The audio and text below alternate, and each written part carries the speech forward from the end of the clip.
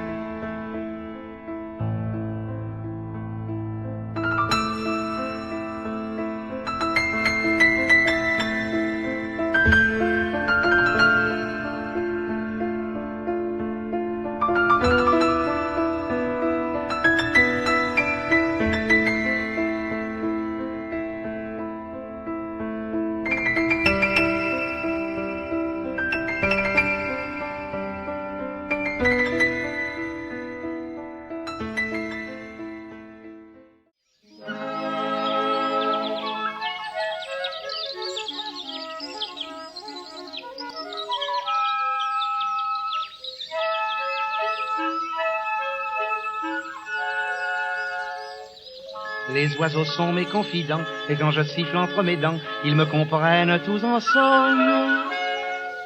Ils sont plus sensibles à mes mots, pour n'être que des animaux, ils sont moins bêtes que les hommes. Voilà pourquoi autour de moi, faisant la joie des villageois, d'un sobriquet on me prénomme, toujours en me montrant du doigt, avec un petit air narquois. On m'appelle le simplet, l'innocent du village, doux comme un agnelet, je mène la vie d'un sage, chantant gaiement, moi je vis de l'air du temps, je dois tout ça au conseil de mon papa. Je garde son secret, c'est mon seul héritage, mon bonheur est complet, on m'appelle simplet. On me prend pour un grand enfant, on est pour moi très indulgent, tous mes péchés on les pardonne. Je conjure le mauvais sort, ma présence est un réconfort, c'est un peu de joie que je donne. Et c'est ainsi que sans souci, sûr et hardi, dans mon midi, j'ai grandi de façon bouffonne. Si je n'ai pas beaucoup d'esprit, au fond, vous m'en voyez ravi.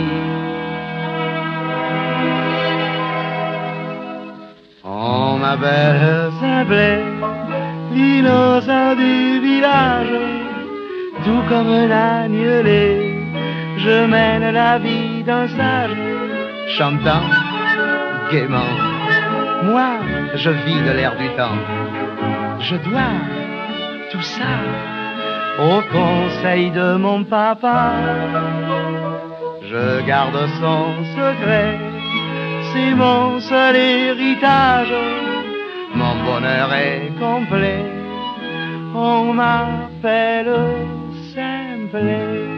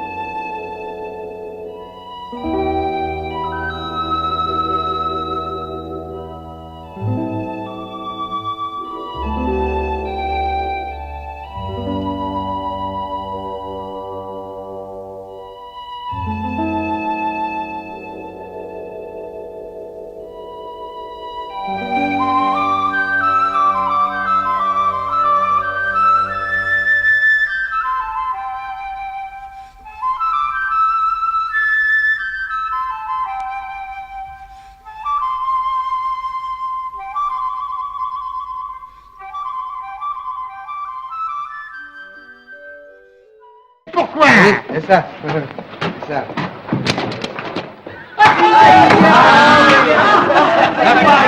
Pas Ignace. Bien Ignace. C'est un homme comme les autres, Ignace. Tout le monde va s'appeler César ou Napoléon, mon Dieu. Vous allez encore rigoler comme des imbéciles comme vous êtes, là. C'est vrai, ça. Lorsque je suis né, mes parents étonnés firent tout d'abord un drôle de nez. Quand vint le docteur, j'appris avec stupeur que j'aurais pu être ma sœur. Quand on s'aperçut que j'avais quelque chose en plus, ils me baptisèrent alors J'aurais pu, attention, m'appeler sans prétention, machin, chose ou bien tartampion. On ne l'a pas voulu, mais je suis convaincu d'avoir un nom qui est rudement beau. Mais en vérité, je le dis sans me flatter, ça me fait une personnalité. Ignace, Ignace, c'est un petit nom charmant. Ignace, Ignace, il me vient tout droit de mes parents. Ignace, Ignace, il est beau et me va comme un gars. Je le trouve plein de grâce. Ignace, Ignace, je ne crois pas, mais il me place. Ignace, c'est accrochant.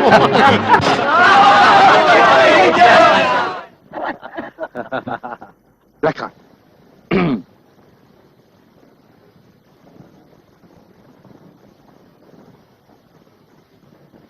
Tout condamné à mort aura la tête tranchée. Hein? Bravo. Oh, ça c'est inouï alors. La pitié. Pitié.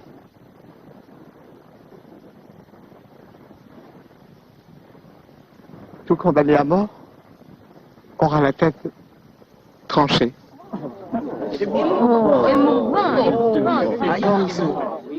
Interrogatif et affirmatif.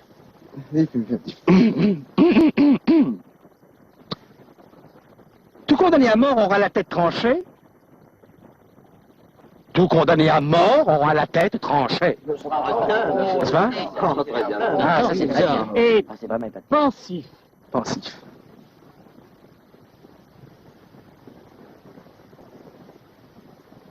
Tout condamné à mort? Tranché. Oh, ne tirez pas l'expression, gardez l'expression. Elle va bouger plus. Voilà. Comique.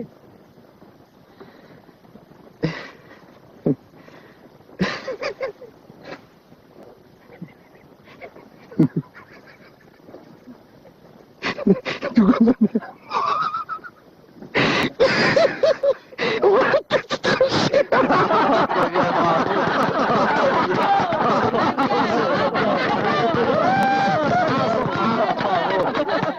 Et maintenant, mesdames, messieurs, je vais vous chanter, parce que j'ai un peu de voix aussi, une petite chanson de ma composition qui met en relief les deux faces de mon petit talent. Sans musique? Oh, monsieur, moi, vous savez, quand je chante, l'orchestre, je l'entends.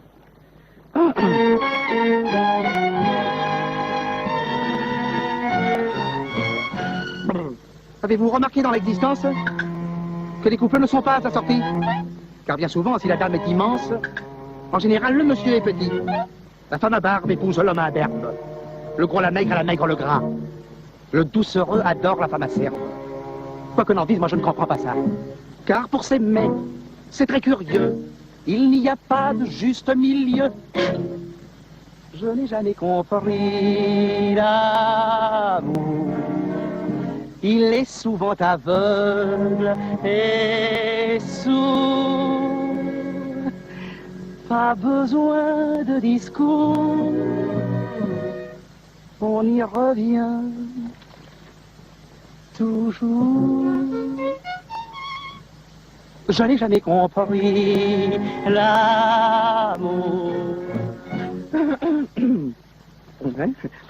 Approuvez-vous tous ces chats de gouttière qui pour l'amour se courent après en miaulant?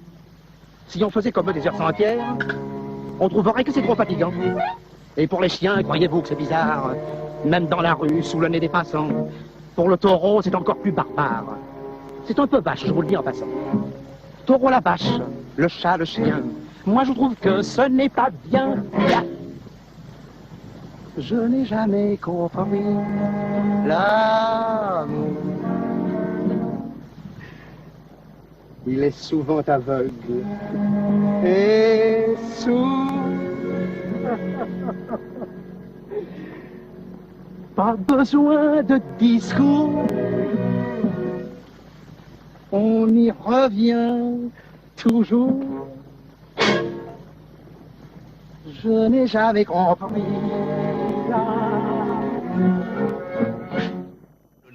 Monsieur, madame, les petits. Voilà les petits. Les petits, mon Dieu. Et voilà une bonne percée.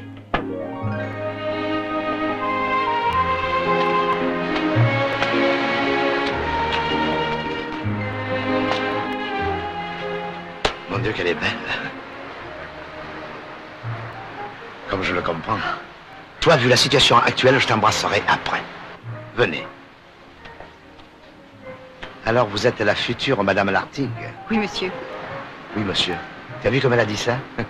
Vous permettez que je vous embrasse? Sa mère. Madame, elle est jolie comme une Sainte Vierge. Mais ce que vous pouvez être blanquinasse. Oh, ça durera pas longtemps, 2 jours sur la plage, et ce sera parti, sa mine de cachet d'aspirine. Pas vrai? Marie, viens voir Félicie, ma Félicie. Bonjour, Félicie. Bonjour, Ah, mademoiselle. voilà ton beau-frère, le petit, Henri. Bonjour, Marie. Bonjour, L'autre Henri. beau-frère, le second. Moi, c'est Max. Salut, Max. Eh, il en manque un, hein? Oh, papa, Oh. un ennui. Les ennuis plus tard. Pour le moment, embrasse Mademoiselle Malouin. Papa, le Titanic est en train de couler. Le Titanic, il y a un moment qu'il a coulé. Non, non, mais le pédalo, le numéro 12, le Titanic, eh ben, il est en train de couler. Les pédalos, l'Arctique ne coule jamais, ça tu le sauras. Ah, bah, pourtant, celui-là, il est en train de couler. Je te dis qu'il... Bon, ben, t'es bien voir, hein. J'y vais. Ah, dans tout ça, maman, je sais même pas embrasser. Ne affolez pas, on arrive. Ah, vous êtes forts, tous les deux. Et on coule. Mon Dieu, c'est bien nous planter le cours, mon Dieu. Mais bourreau d'imbécile, tu n'auras pas remis le bouchon du flotteur. Je n'ai pas retiré de bouchon, mon Mais papa. c'est bien que tu l'as pas retiré puisque c'est moi qui l'ai enlevé. Mais tu aurais dû le remettre. Pour le remettre, il aurait fallu que tu me dises que tu l'avais enlevé. Mais j'ai pas besoin de t'avertir de tout ce que je fais quand même. Si je veux enlever tous les bouchons des flotteurs de mes pédalos, ils sont à moi, j'en ai le droit. Oui, tu as aussi le droit de faire se noyer tous tes clients. Ah oui. Mais il se noie. Il y a personne là-bas. Oh, toi, fous-moi la paix. Mais tu vois bien qu'on coule. On coule. Venez. Allez, la barque, vite. C'est celle de Corbide. Le corps vide. Mais qu'est-ce que je m'en fous alors? Venez nous aider un peu, venez. Allez, vite.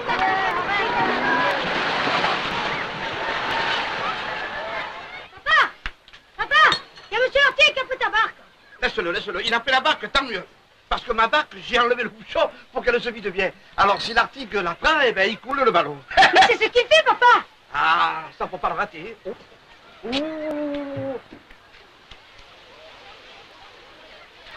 Papa, il coule. Pas d'affolement, petit, on va les sauver. Ah, mais c'est pas eux qui coulent, c'est nous. Qui nous? Ah, au secours! Au secours. Au secours.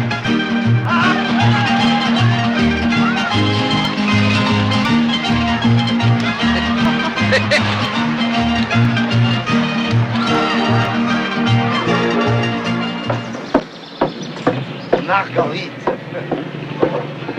Oui, tu es une brave bête, oui. Et on va reprendre la vie commune. Ah. Allez, viens.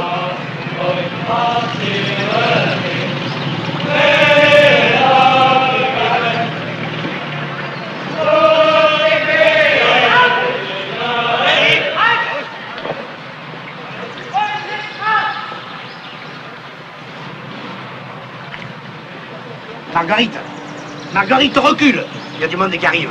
Et ça, il rigole pas. Hein. Allez, Marguerite. Komm, Anial. Was ist das für ein Wollnochse da mit seiner Kuh? Leute, dann sehen Sie zu, dass die beiden sofort verschwinden, ja? Allein! Sorgen Sie dafür, dass der Kerl von der Brücke kommt! Hallo! Mitkommen! Scheren Sie sich gefälligst fort, aber schnell! Ah oui, c'est bien, oui. Écoutez-moi, messieurs. Ah, französischer Kriegsgefangener! Si, Gefangener, mais je vais vous expliquer. Nichts à expliquer! Foutre les camps, verstehen? Foutre les camps! Et moi, j'ai bien compris, foutre le camp. Mais comment voulez-vous une bête qui ne veut pas reculer? Vous comprenez? Elle est têtue, elle. Tenez, essayez vous-même. Là, essayez.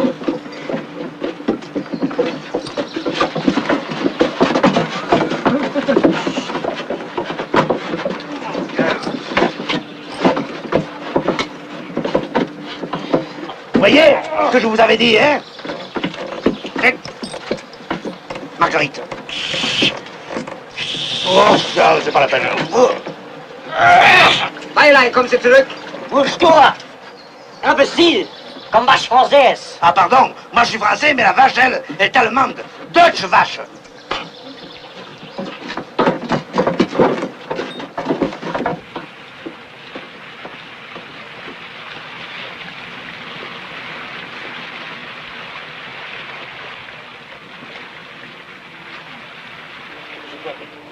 Je vois pas qu'ils arrivent, pousse-toi. Tu vas me faire avoir des ennuis. Marguerite, allez, pousse-toi. Marguerite, pousse-toi, allez, allez, écoute-moi. Marguerite. Et voilà. Regarde, regarde.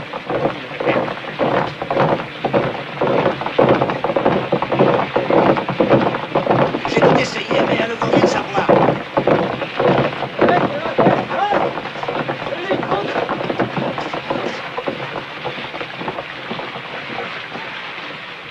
Los, los.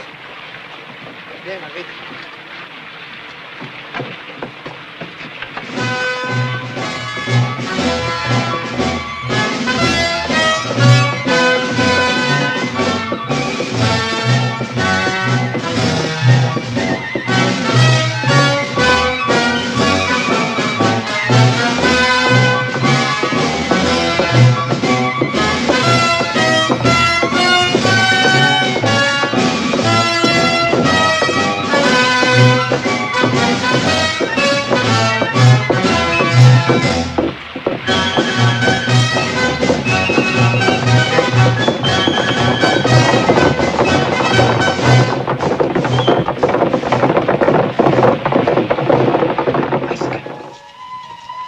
Voilà, Marguerite. On va se quitter, et cette fois, c'est pour de bon. Hein? Eh ouais.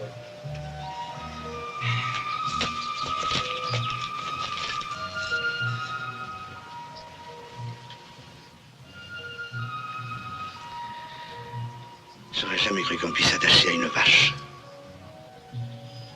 Une vache. Écoute, Marguerite, je vais te jurer quelque chose.